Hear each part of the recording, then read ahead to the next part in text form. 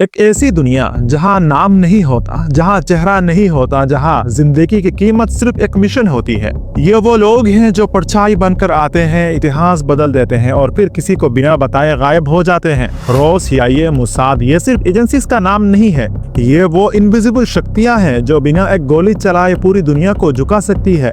सबसे खतरनाक सवाल, क्या ये सच में हीरोज होते हैं या सिर्फ ट्रेन किलर्स? इनके असली मिशन क्या होता है? आज के वीडियो में हम जानने वाले हैं रियलिटी ऑफ स्पाई वर्ल्ड, जहां सवाल सिर्फ ये नहीं है कि फिल्मों में जो स्पाई नेटवर्क दिखाया जाता है क्या वही सच में भी काम करता है या फिर रियलिटी उससे कहीं ज्यादा अंधेरा और कहीं ज्यादा खतरनाक है। ये वो सच है जो कभी किताबों में नहीं लिखा गया, जो कभी अखबारों की हेडलाइंस नहीं बने और जो सिर्फ परछाई में जीता रहा। दोस्तों, वीडियो को शुरू करने से पहले प्लीज सब्सक्राइब कर देना और साथ ही साथ बेल आइकन भी दबा देना। स्पाई वर्ल्ड की शुरुआत तो रामायण से चाणक्य तक था। हनुमान जी का लंका जाना एक परफेक्ट इंटेलिजेंस मिशन था और चाणक्य, जिसने बिना तलवार उठाए सिर्फ दिमाग से पूरा साम्राज्य को हिला दिया। चाणक्य का फॉर्मूला सिंपल था, अगर दुश्मन का प्लान आज पता चल जाए तो उसका जवाब कल नहीं आज ही तैयार होता है। ब्रिटिश सिर्फ बंदूक और तलवार के दम पर हिंदुस्तान पर राज नहीं कर रहे, उनकी सबसे बड़ी ताकत थी इंटेलिजेंस। 1569 में क्वीन एलिजाबेथ के टाइम पर बना एलिजाबेथ सीक्रेट सर्विस, जिसका काम था दुश्मन का प्लान्स पहले जान लेना और उन्हें अंदर से तोड़ देना। जब ब्रिटिश हिंदुस्तान आए, उन्हें एक बात जल्दी समझ आई, इस देश को जीतने के लिए लोगों को आपस में लड़ाना जरूरी है। इसलिए ईस्ट इंडिया कंपनी ने यूज किया डिवाइड एंड रूल का फॉर्मूला। 1835 में ब्रिटिश ने एक खास डिपार्टमेंट बनाया, ठगी एंड डकैती डिपार्टमेंट। लेकिन 1857 का विद्रोह ब्रिटिश के लिए एक बड़ा शौक था।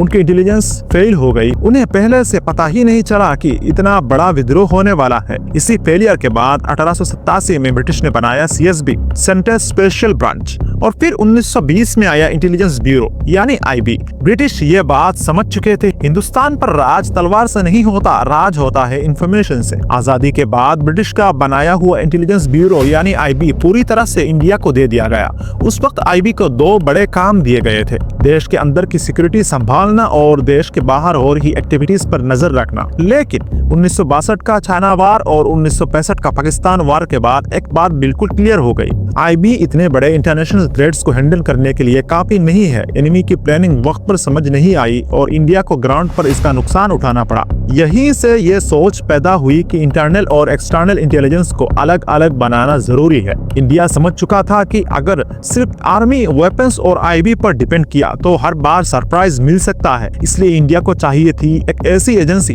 जो युद्ध शुरू होने से पहले ही दुश्मन का प्लान पढ़ सके। और इसी सोच से 21 सितंबर 1968 को जन्म हुआ रॉ का, research and analysis wing. Raw का पहला चीफ बनाया गया RN काओ को, जिन्हें इंटेलिजेंस दुनिया का मास्टरमाइंड माना जाता है। शुरुआत में IB के बेस्ट 250 अफसर को चुना गया और उन्हें दी गई दुनिया की सबसे खतरनाक ट्रेनिंग सिर्फ गन चलाना नहीं थी, बल्कि language learning, physiology, cyber intelligence और सर्वाइवल स्किल्स तक सिखाया गया। 1971 का इंडिया पाकिस्तान वार दुनिया का एक ऐसा मोमेंट था जहां इंटेलिजेंस ने हिस्ट्री बदल दी। रॉ के इनपुट्स की वजह से पाकिस्तान की पूरी प्लानिंग एक्सपोज हो चुकी थी और रिजल्ट 93,000 पाकिस्तानी सोल्जर्स का सरेंडर होना। यह सिर्फ एक मिलिट्री जीत नहीं थी, ये इंटेलिजेंस का जीत था। और फिर आया 1974 smiling Buddha nuclear test. India ने बिना किसी को बताए, बिना किसी लीक के अपनी न्यूक्लियर टेस्ट कंप्लीट कर लिया। जब दुनिया को पता चला तब सब शॉक्ड थे। अगर आप सोच रहे हो कि स्पाई वर्ल्ड का सबसे खतरनाक हथियार बॉम्ब या मिसाइल है, तो सच ये है, ऐसा बिल्कुल नहीं है। बॉम्ब और मिसाइल सिर्फ तब काम करते हैं जब जंग ऑफिशियली शुरू हो जाए, लेकिन स्पाई वर्ल्ड में सबसे खतरनाक चीज होती है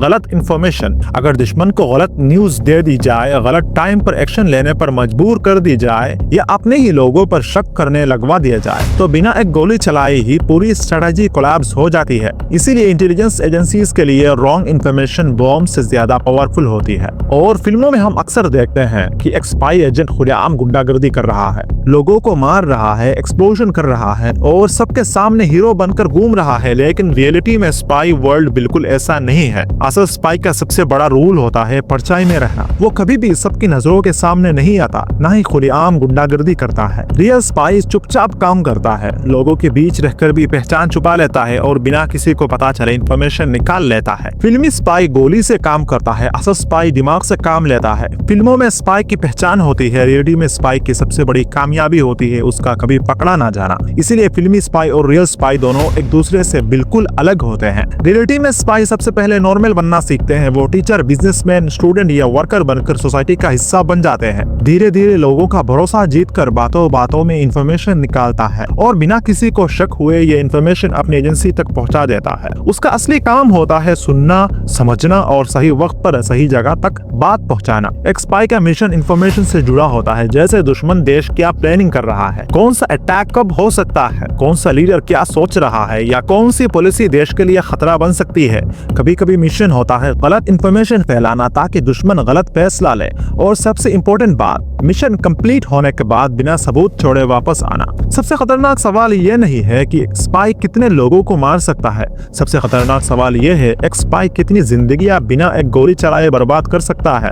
गलत इंफॉर्मेशन से पूरी सरकार का डिसीजंस बदल सकता है, एक जंग शुरू हो सकती है या पूरी तख्ता पलट सकता है। इसीलिए स्पाई वर्ल्ड में सबसे खतरनाक चीज वायलेंस नहीं बल्कि स्पाई का दिमाग होता है। वो अपना नाम छोड़ देता है, अपनी पहचान छोड़ देता है, अपना परिवार छोड़ देता है, सिर्फ इसलिए ताकि हम देशवासी शांति से सो सके। शायद तुम्हारी रोड पर चलती जिंदगी किसी अनजान की वजह से महफूज है। अगर वीडियो अच्छे लगे तो एक लाइक जरूर कर देना और साथ ही साथ शेयर करना मत भूलना।